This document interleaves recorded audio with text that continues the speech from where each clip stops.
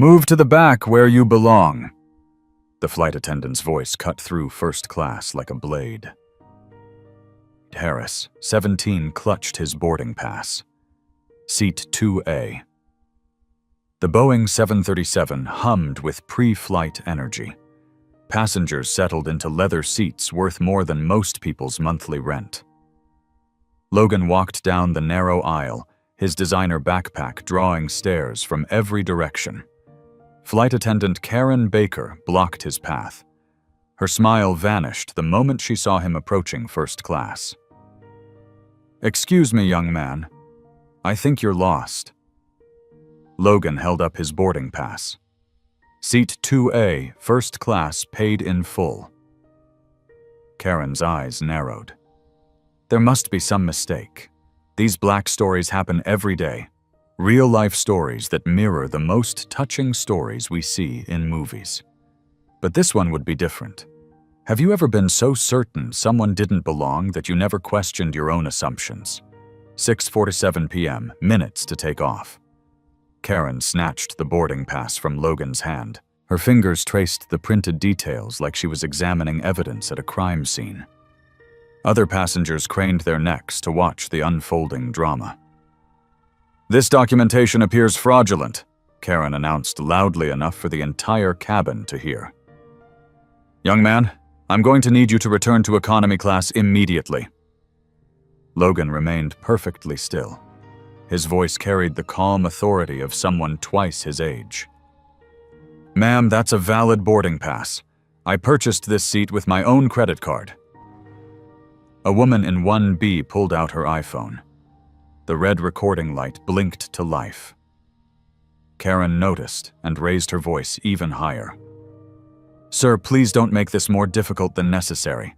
We have other passengers to consider."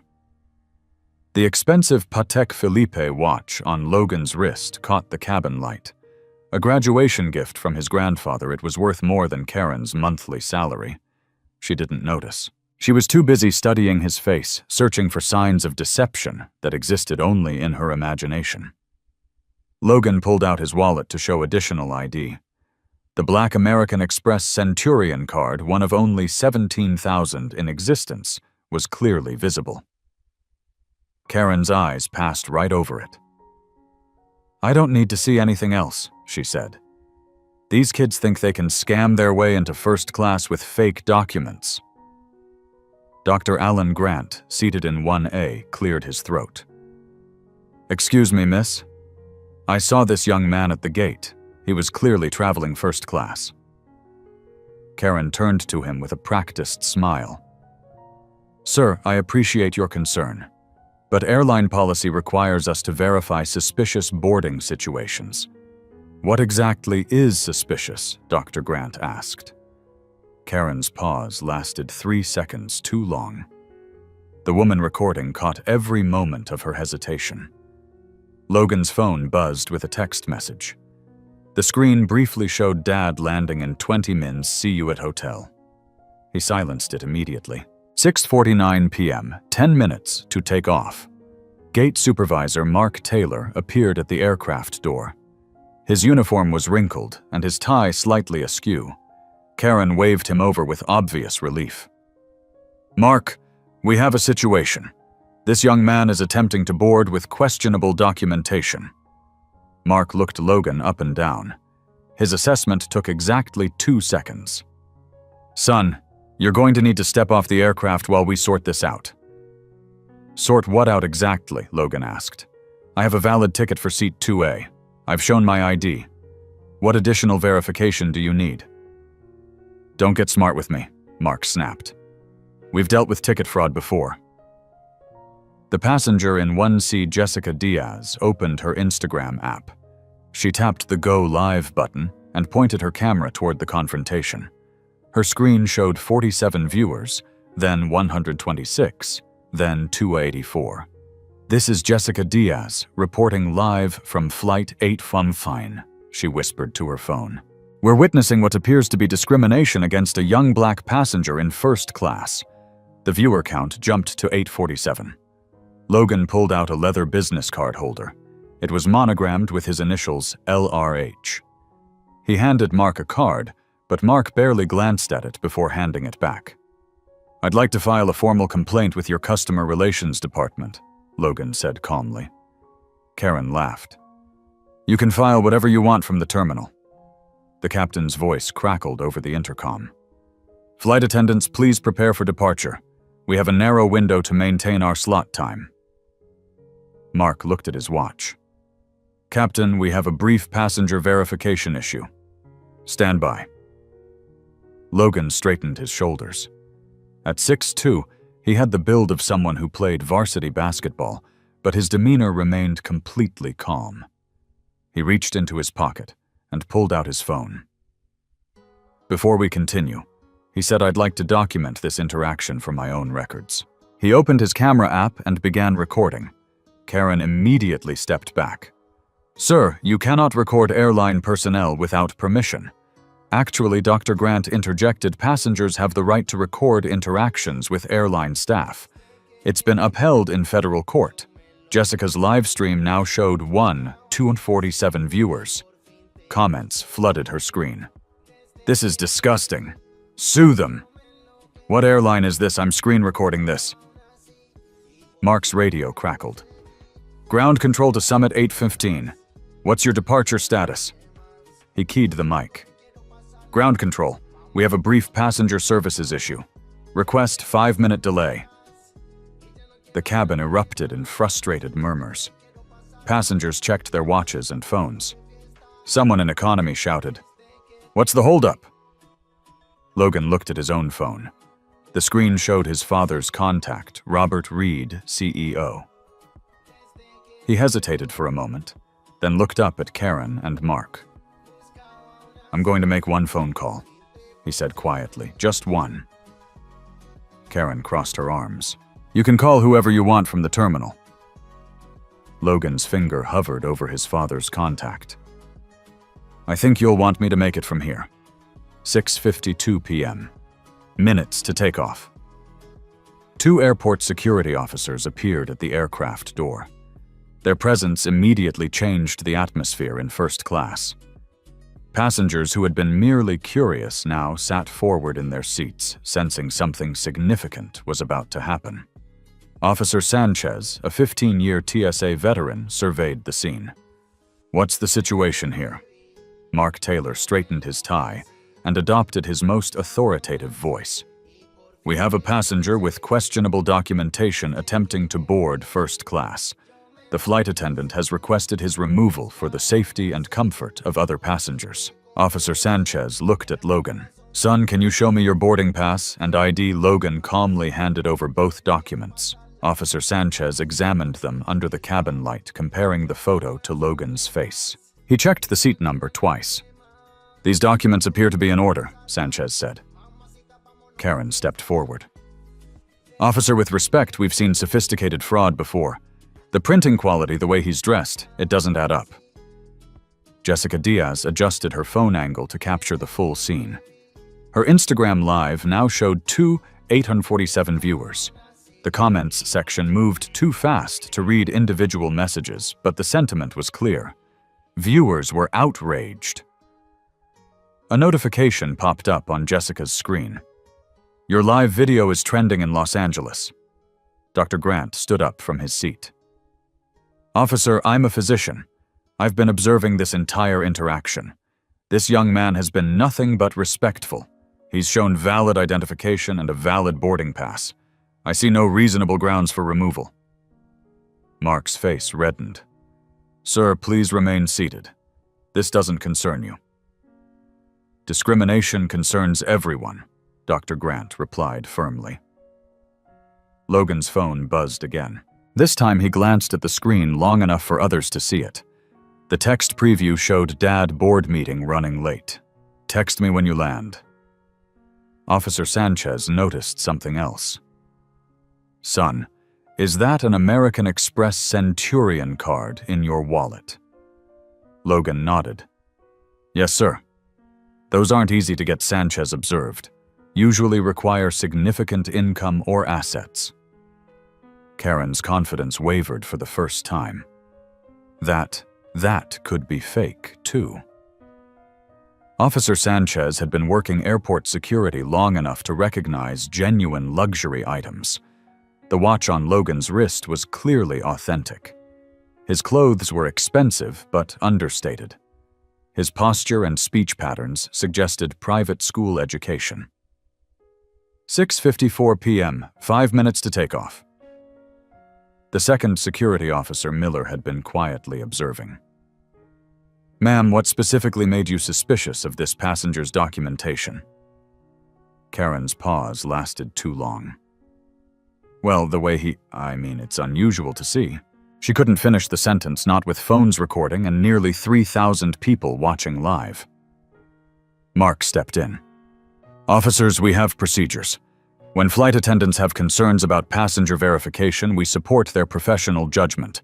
Professional judgment based on what criteria Dr. Grant asked." The cabin fell silent, except for the hum of the aircraft's auxiliary power unit. Logan looked at his phone again. His father's contact information was clearly visible to anyone standing nearby. Robert Reed, CEO, Summit Airlines. Jessica's live stream viewer count hit 4,200. Her phone was getting hot from the extended recording, but she didn't dare stop. Screenshots and screen recordings were flooding social media platforms. Twitter user @TravelJustice posted live discrimination happening on @Summit Air Flight 815. "This is disgusting. Boycott Summit." The tweet was retweeted 247 times in 2 minutes. Logan made his decision. He unlocked his phone and scrolled to his father's contact. His thumb hovered over the call button. "Ma'am," he said to Karen. "Sir," he nodded to Mark. "I'm going to make one phone call. When I finish, I believe this situation will be resolved." Mark laughed dismissively. "Kid, I don't care if you call the president. You're not flying first class today." Karen nodded in agreement. "Make your call from the terminal." Logan tapped his father's contact. The phone rang once. "Actually," Logan said quietly, "I think you'll both want to hear this conversation." He tapped the speaker button. The phone rang a second time. Officer Sanchez stepped closer. Something in Logan's calm demeanor suggested this wasn't a desperate bluff. In his 15 years of security work, he'd learned to read people. This teenager was different. Jessica's phone showed 5,847 viewers. The comments were a blur of outrage support and demands for justice. "Someone get this on TikTok. This kid's about to destroy them. Screen record everything. What's his name? That's a $50 to $1,000 watch." The aircraft's cabin lighting flickered as the auxiliary power unit cycled. Outside, ground crew members signaled impatiently. The departure slot was rapidly approaching. Third ring. Logan looked directly at Karen, then at Mark. "Before someone answers, I want to be very clear about something. This conversation is being recorded by multiple people. Whatever happens next will be public record." Fourth ring. Mark's radio crackled again. "Summit 815 ground control. We need immediate departure status update. You're approaching slot time violation." Karen's hands shook slightly as she adjusted her uniform. Something in Logan's tone had shifted. The calm confidence was still there, but now it carried an undertone of authority that made her nervous. Fifth ring. Officer Sanchez found himself genuinely curious about who this teenager was calling. The expensive watch, the Centurion card, the private school composure pieces of a puzzle that didn't match the discrimination narrative Karen was pushing. Jessica whispered into her phone. 6,000 people are watching this live. Whatever happens next, you're seeing it in real time. 6:55 p.m., minus 4 minutes to take off. The phone was answered on the 6th ring. "Good evening. This is Robert Reed." The voice was professional, authoritative, and carried the unmistakable tone of someone accustomed to making decisions that affected thousands of people. Karen's face went pale. The name was familiar, but she couldn't immediately place it. Mark's expression changed. He definitely recognized the name. Logan spoke clearly into the phone. "Hi, Dad. I'm having an issue with some Summit Airlines staff. I'm on flight 8:15 to Denver, and there seems to be some confusion about my seating arrangement."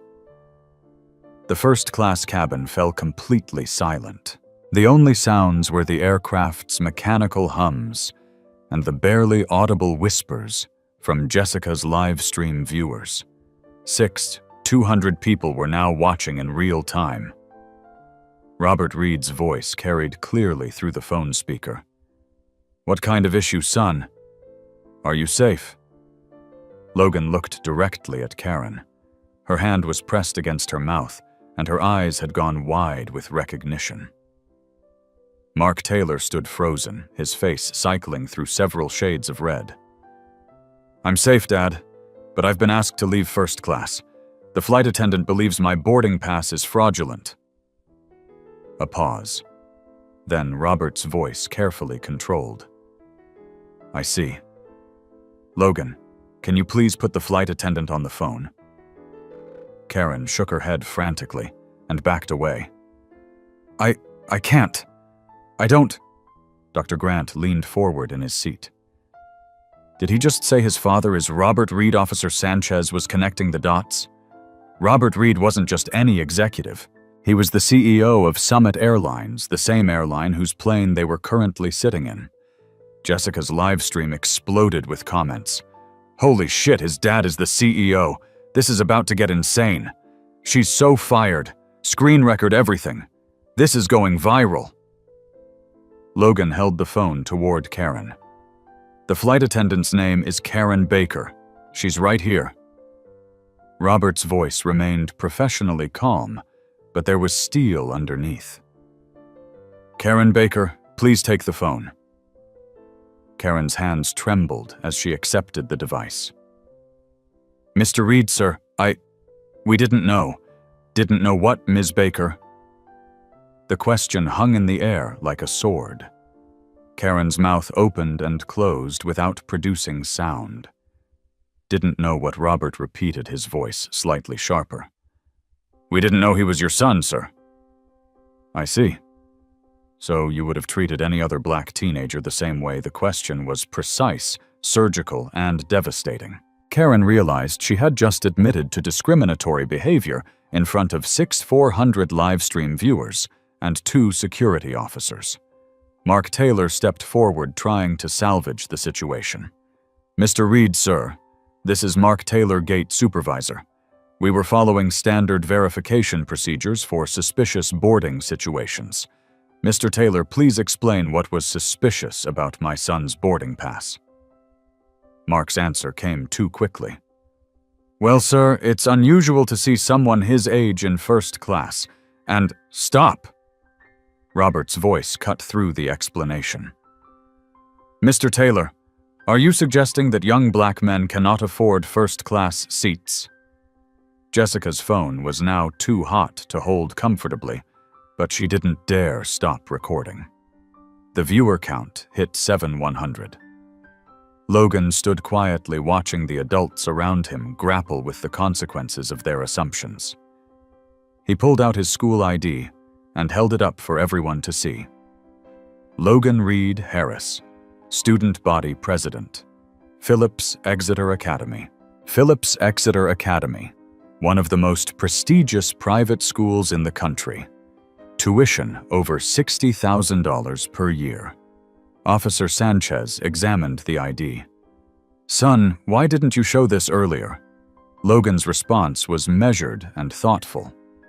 "Officer, I shouldn't need to prove my worth with a private school ID. My boarding pass and driver's license should have been sufficient." Robert's voice came through the speaker again. "Logan, are you recording this conversation?" "Yes, Dad, and so are several other passengers. This is being live-streamed to over 7,000 people." "Good. Ms. Baker, Mr. Taylor, I want to be very clear about what just happened. You discriminated against my son based on your assumptions about his race and age. You did this publicly in front of witnesses, and it's now been broadcast to thousands of people." Karen was crying. "Sir, I made a mistake. I'm sorry." "Ms. Baker, you didn't make a mistake. You made a choice. You chose to assume that a black teenager couldn't legitimately occupy a first-class seat. You chose to question documents you knew were valid. You chose to call security rather than verify his identity properly." Mark's radio crackled urgently. "Summit 815 ground control. Final call for departure clearance." Robert heard the radio call. "Mr. Taylor, please tell ground control that this aircraft is not departing until I resolve this situation personally." Mark's voice cracked. "Sir, we'll miss our slot." The passengers will wait, Mr. Taylor. This aircraft is grounded until further notice." Jessica whispered into her live stream. "The CEO just grounded the entire plane. 8,000 people are watching this happen live." Logan pulled up his text messages and showed the screen to Officer Sanchez. The conversation history with Dad showed months of normal father-son communications. Flight confirmations, dinner plans, basketball game schedules. "Doctor," Grant shook his head in amazement. "In 30 years of flying, I've never seen anything like this." Logan's phone buzzed with another call. The screen showed Mom, Dr. Catherine Reed. He declined the call and sent a quick text. "Everything's fine. We'll call you soon." Officer Sanchez had been taking notes throughout the encounter. "Son, for my report. When did you realize you'd need to call your father?" Logan considered the question carefully. "Officer, I hoped I wouldn't need to. I wanted to believe that showing proper identification would be enough. But when security was called for what was clearly discriminatory treatment, I knew this needed to be addressed at the highest level." Karen was still holding the phone. Robert's voice waiting for a response. "Ms. Baker, are you there?" "Yes, sir. I'm here. I'm currently in Chicago, about to board my own flight to Denver. I'll be landing approximately 20 minutes after your scheduled arrival, Ms. Baker and Mr. Taylor. You will both meet me in the executive conference room immediately upon my arrival. Do you understand?" "Yes, sir." They both responded. "Logan, I want you to take your seat in first class. Officer Sanchez, please ensure that my son is treated with the same respect and courtesy extended to every other passenger." Officer Sanchez nodded. "Absolutely, sir." The live stream viewer count reached 8,900. Comments flooded the screen faster than anyone could read them. Screenshots and video clips were spreading across every social media platform. Twitter was exploding. At breaking news, Summit Airlines CEO grounds plane after staff discriminate against his son. At TMZ, exclusive airline discrimination caught on livestream. At the Shade Room, CEO's son exposes airline racism in real time. Logan looked at Karen, who was still crying. His voice was gentle but firm. "Ms. Baker, I want you to know that I don't take any pleasure in this situation. I hope we can both learn from it." Karen nodded through her tears. "I'm so sorry. I was wrong. I was completely wrong."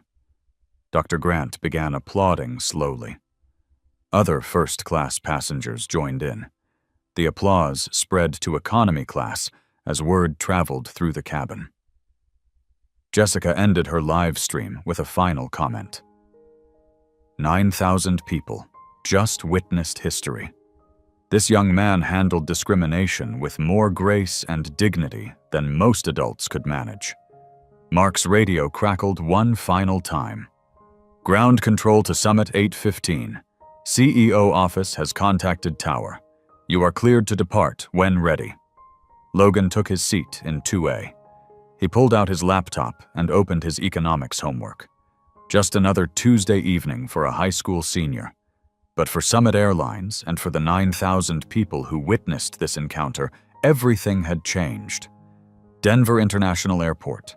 Denver Federal Center, Federal Bureau of Investigation, Mountain Time. Robert Reed arrived at Denver International Airport exactly 19 minutes after Flight 815 touched down. His own flight from Chicago had been delayed by weather, giving him additional time to review the incident reports that had flooded his inbox during the 2-hour journey. The Summit Airlines Executive Conference Room occupied a corner of the airport's administrative wing. Floor-to-ceiling windows offered a view of the tarmac, where planes moved like illuminated insects against the dark Colorado sky. Karen Baker sat at the far end of the mahogany conference table, her uniform wrinkled from stress and her eyes red from crying. Mark Taylor sat 3 seats away, maintaining professional distance from the flight attendant whose actions had created this crisis. Also present were Elizabeth Hayes Summit's General Counsel, Daniel Chen, VP of Customer Relations, and Dr. Eleanor Vance, the company's newly hired Chief Diversity Officer. Robert entered the room at 9:52 p.m. He was a tall man in his early 50s, with salt and pepper hair and the bearing of someone who had spent 3 decades building one of America's most successful airlines. His calm demeanor masked the controlled fury that had been building since his son's phone call.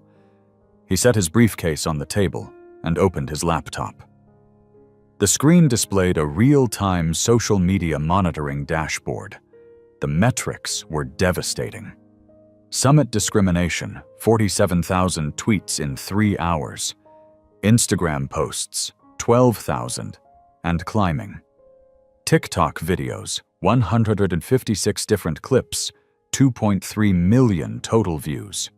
Stock price down 4.2% in aftermarket trading. Ms. Baker, Mr. Taylor, thank you for waiting. Robert's voice carried the professional courtesy of a CEO, but the underlying tension was unmistakable. I've reviewed the preliminary reports. I've watched the live stream footage. I've read the social media response. He clicked to the next screen. These are the numbers that matter right now. In the past 3 hours, Summit Airlines has been mentioned negatively 73,000 times across all social platforms. Our customer service hotline has received 200 calls, with 87% expressing concern about discriminatory practices. Elizabeth Hayes, the General Counsel, opened her legal folder. Robert, from a liability perspective, we're looking at potential federal civil rights violations under the Civil Rights Act of 1964, specifically Section 1981. The Department of Transportation also has jurisdiction under the Air Carrier Access Act. What are the financial implications? Robert asked. Conservative estimate for a discrimination lawsuit of this magnitude with video evidence and viral social media coverage, $200,000 to $500,000 in settlements. That's assuming we can avoid a jury trial. Daniel Chen leaned forward. The brand damage is harder to quantify, but our preliminary analysis suggests we could see a 2-3% reduction in bookings over the next 6 months. That translates to approximately $45 million in lost revenue. Dr. Vance consulted her tablet. Robert, I've been tracking similar incidents across the airline industry. Companies that handle these situations poorly see long-term reputation damage. United Airlines' market value dropped $1.4 billion after their passenger removal incident in 2017. Robert turned to face Karen and Mark directly. I want to understand exactly what happened.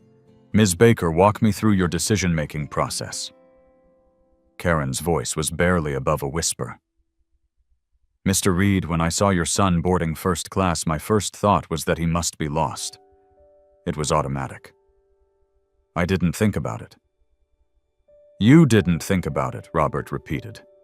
Ms. Baker, you've been with Summit for 8 years. In that time, how many passengers have you questioned about fraudulent boarding passes? Karen hesitated. I'm not sure. Elizabeth Hayes consulted her laptop. Baker, According to your employment records, you've filed 0 fraud reports in 8 years. This was your first. The silence in the room was profound. Mark Taylor cleared his throat. Sir, if I may. When Karen called for supervisor support, I made the decision to involve security based on standard protocols. Mr. Taylor, what protocols specifically require security involvement for boarding pass verification? Mark's face reddened. Well, sir, when passengers become argumentative or uncooperative. Mr. Taylor, did you review the security footage from the gate area? No, sir. Robert clicked his laptop again. The wall monitor displayed airport security camera footage. This is the CCTV recording from Gate B7. Please watch your interaction with my son. The footage showed Logan standing calmly, speaking respectfully, and presenting identification multiple times. At no point did he raise his voice or make aggressive gestures. Mr. Taylor, can you point to any moment where my son was argumentative or uncooperative? Mark stared at the screen. No, sir. I cannot. Dr. Vance opened her presentation folder. Robert, I'd like to share some industry data. According to the Department of Transportation, discrimination complaints against airlines have increased 23% over the past 2 years. Summit has received 47 complaints this quarter alone. That's 340% above industry average for airlines our size. Robert's expression hardened. 47 complaints this quarter?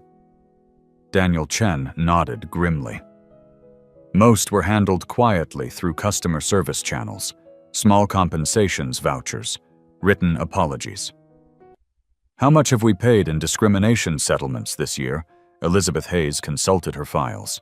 $127,000 in direct settlements, another $340,000 in vouchers and compensation packages.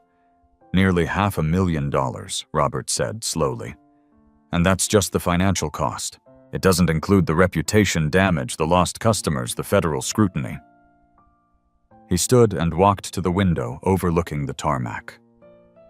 Gentlemen, ladies, I built this airline on the principle that travel should be accessible and dignified for everyone.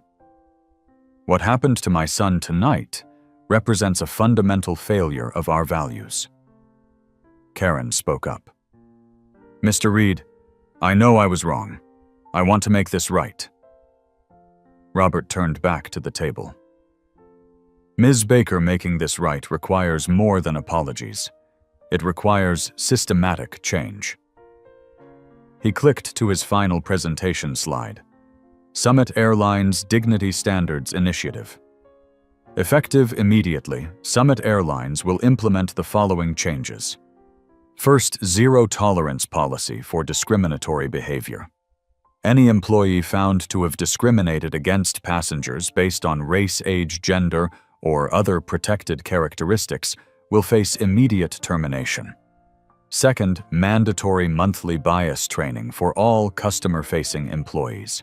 This program will be developed in partnership with the NAACP and other civil rights organizations. Third, real-time discrimination reporting system. Passengers can report incidents through our mobile app with guaranteed response within 24 hours. Fourth, quarterly bias audits conducted by external diversity consultants. Results will be published publicly.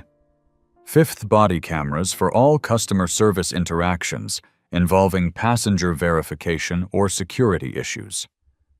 Dr. Vance nodded approvingly. Robert, these measures go beyond industry standards. They're comprehensive and enforceable. Robert looked at Karen and Mark. You both have a choice to make. Option A, accept immediate termination and industry blacklisting. Option B, undergo intensive bias training, issue public apologies, and accept 1-year probation with quarterly performance reviews. Karen was crying again. Sir, I choose option B. I want to learn. I want to do better. Mark nodded reluctantly. Option B, sir. Elizabeth Hayes made notes in her legal pad, Robert. What about the broader response? The media attention. The social media backlash. Tomorrow morning. I'm holding a press conference. I'll announce the Dignity Standards Initiative, acknowledge our failures, and commit to being the industry leader in inclusive travel. We're also establishing a $2 million fund for discrimination prevention programs across the airline industry. Daniel Chen looked up from his tablet. Robert, the stock price is already recovering. Aftermarket trading shows a 1.8% uptick. Investors are responding positively to decisive leadership. Robert closed his laptop. The stock price is irrelevant if we're not doing right by our customers. Ms. Baker, Mr. Taylor, you'll report to Dr. Vance on Monday morning to begin your training programs. He gathered his papers. One final point. My son handled this situation with more grace and maturity than grown adults with decades of professional experience. He could have humiliated you both publicly. Instead, he chose dignity and education over revenge. Robert paused at the conference room door. That's the standard I expect from every Summit Airlines employee going forward. The room fell silent as the CEO left. Through the windows, aircraft continued their nightly ballet of arrivals and departures. But for Summit Airlines, the industry, and the thousands of people who had witnessed the evening's events, the landscape of airline travel had permanently shifted. 6 months later, the Summit Airlines training facility in Phoenix buzzed with activity. Karen Baker stood at the front of a classroom filled with 47 customer service representatives from across the airline's network. Her role had transformed from flight attendant to senior diversity training coordinator, a position created specifically for her after she completed the most comprehensive bias education program in airline industry history. Before we begin today's session, Karen said to the assembled group, "I want to share a story about the worst mistake I ever made professionally." She clicked to the first slide of her presentation, a photo of Flight 815's first-class cabin. 6 months ago, I made assumptions about a passenger based entirely on his race and age. Those assumptions cost our company nearly $2 million in lost revenue, created a public relations crisis, and most importantly, caused real harm to a young man who deserved better. The training program Karen now led was the cornerstone of Summit's Dignity Standards Initiative. Every customer-facing employee underwent 40 hours of bias training annually. The curriculum included implicit bias recognition, de-escalation techniques, cultural competency, and real-world scenario practice. Logan Reed Harris, now 18 and a freshman at Stanford University, had become an unexpected advocate for travel industry reform. His Dignity in Travel Foundation had partnered with 7 major airlines to implement similar anti-discrimination programs. The foundation's mobile app, which allowed passengers to report discriminatory incidents in real time, had been downloaded 340,000 times. Dr. Eleanor Vance reviewed the quarterly audit results in her executive office. The numbers told a remarkable story of transformation. Discrimination complaints down 73% from the previous year. Customer satisfaction scores up 18% across all demographics. Employee bias training completion rate 100%. Federal DOT commendations. 3 for industry-leading inclusive practices. The real-time reporting system had revolutionized how Summit handled passenger concerns. Average response time to discrimination complaints, 11 minutes. Resolution rate, 94%. Most importantly, the number of complaints had dropped dramatically as employees became more aware of their unconscious biases. Mark Taylor had not fared as well as Karen. His probationary period revealed a pattern of behavior spanning several years. After failing his 3rd quarterly review, he was terminated. The airline industry's shared database of problematic employees ensured he would never work in aviation again. Jessica Diaz, The passenger who live-streamed the original incident had parlayed her viral video into a career as a social justice documentarian. Her full-length documentary, Seat 2A, A Story of Dignity and Change, premiered at the Sundance Film Festival and was later acquired by Netflix. The film featured extensive interviews with Logan, his parents Karen, and dozens of other passengers who had experienced airline discrimination. It won the Audience Award for Best Documentary and sparked congressional hearings on discrimination in the travel industry. Summit Airlines corporate headquarters 1 year later. Robert Reed stood before the company's board of directors presenting the annual Diversity and Inclusion Report. The transformation had exceeded every expectation. Ladies and gentlemen, 12 months ago, Summit Airlines faced a crisis that could have destroyed our reputation permanently. Instead, we chose to see it as an opportunity for fundamental change. He clicked to a slide showing financial performance metrics. Our commitment to dignity and inclusion has produced measurable results. Customer loyalty is at an all-time high. Our Net Promoter Score has increased by 31 points. Most significantly, we've attracted 2.3 million new customers who specifically chose Summit because of our inclusive policies. Board member Linda Peterson raised her hand. Robert, what's been the total investment in the Dignity Standards Initiative? $8.7 million in the first year. Training programs, technology development, external audits, and the Dignity Fund. However, the return on investment has been substantial. Revenue increased by $47 million directly attributable to our enhanced reputation for inclusive service. The initiative had attracted attention far beyond the airline industry. Harvard Business School developed a case study based on Summit's response to the discrimination incident. The case was now taught in MBA programs worldwide as an example of crisis management and values-driven leadership. Logan had been invited to speak at the Harvard Business School case study launch. At 19, he commanded the attention of professors and students with his insights on dignity leadership and social change. The most important lesson from that evening on Flight 815, Logan told the Harvard audience, wasn't about discrimination or corporate responsibility. It was about the power of remaining calm in the face of injustice. Anger would have felt satisfying in the moment, but it wouldn't have created lasting change. His Stanford economics professor had used the Summit transformation as a real-world example of how social consciousness could drive business success.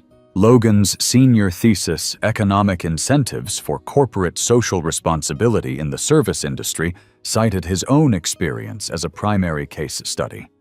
The broader impact rippled throughout the aviation industry. Within 18 months of the Flight 815 incident, 12 major airlines had implemented similar anti-discrimination programs.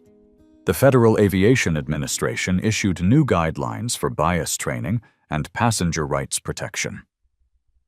Karen Baker's transformation had become legendary within Summit. Her training sessions were so effective that other airlines began requesting her expertise. She had been invited to speak at the International Air Transport Association's annual conference, where she would address 500 airline executives about unconscious bias in customer service. The hardest part, Karen often told trainees, wasn't admitting I was wrong. It was understanding how my assumptions had been shaped by years of unconscious bias. But that understanding opened the door to real change. Logan's younger sister Chloe had started high school and was already following in her brother's footsteps as a student activist. She led her school's diversity committee and frequently referenced her brother's experience when discussing dignity and respect in educational settings. The Reed family had used their platform to advocate for broader social justice issues. Dr. Catherine Reed Logan's mother and a renowned pediatric surgeon spoke regularly about bias in healthcare settings. The family's commitment to systemic change extended far beyond aviation. Logan's Stanford dormitory, present day. Logan sat at his desk reviewing applications for the Dignity in Travel Foundation's College Scholarship Program. The foundation now awarded $50,000 annually to students pursuing careers in social justice, business ethics, or civil rights law. His phone buzzed with a text from Karen Baker. Logan just finished training session 127. Every time I tell our story, I'm reminded of how much we've both grown. Thank you for choosing grace over anger that night. Logan smiled and typed back, "Thank you for proving that people can change. Your work is inspiring a new generation of airline professionals." The ripple effects continued to spread. A documentary crew was following 3 other passengers who had experienced airline discrimination, examining how their cases were handled under the new industry standards that Logan's experience had helped create. Dr. Grant, the physician who had defended Logan on Flight 815, had become a vocal advocate for passenger rights. He served on the advisory board of the Dignity in Travel Foundation and frequently wrote op-eds about the intersection of healthcare and social justice. Jessica Diaz's career had flourished beyond her wildest expectations. Her production company had secured funding for a documentary series about everyday heroes who create social change. Logan would be featured in the premiere episode, which would air during Black History Month. 2 years later, The Legacy. Logan Reed Harris graduated from Stanford with highest honors in economics and social justice. His senior thesis became the foundation for federal legislation requiring bias training in all transportation industries. The Dignity in Transit Act passed Congress with bipartisan support and was signed into law by the president in a ceremony attended by Logan, his family, and Karen Baker. The transformation at Summit Airlines had become a Harvard Business School case study taught worldwide. Robert Reed was named CEO of the Year by Forbes for his leadership in corporate social responsibility. The company's stock price had increased 47% since implementing the Dignity Standards Initiative, proving that ethical business practices drive long-term profitability. Karen Baker's journey from discriminatory flight attendant to national diversity advocate demonstrated the power of genuine transformation. She had spoken at 200 conferences, trained 15,000 airline employees, and co-authored a best-selling book, From Bias to Belonging: A Flight Attendant's Journey to Justice. The Dignity in Travel Foundation had expanded internationally. Similar programs now operated in 23 countries, making air travel more inclusive for millions of passengers worldwide. Logan served as the foundation's youngest ever board chair while pursuing his MBA at Stanford. These touching stories remind us that real-life stories often begin with moments of injustice, but can evolve into black stories of triumph and systemic change. What started as discrimination against one teenager became a movement that transformed an entire industry. Jessica Diaz's documentary series had won 3 Emmy Awards and sparked similar reforms in hotels, restaurants, and retail chains. Her production company now focused exclusively on stories of social justice and corporate transformation. Dr. Grant had been appointed to the Department of Transportation's Civil Rights Advisory Council. He regularly cited Logan's case when advocating for stronger passenger protection regulations.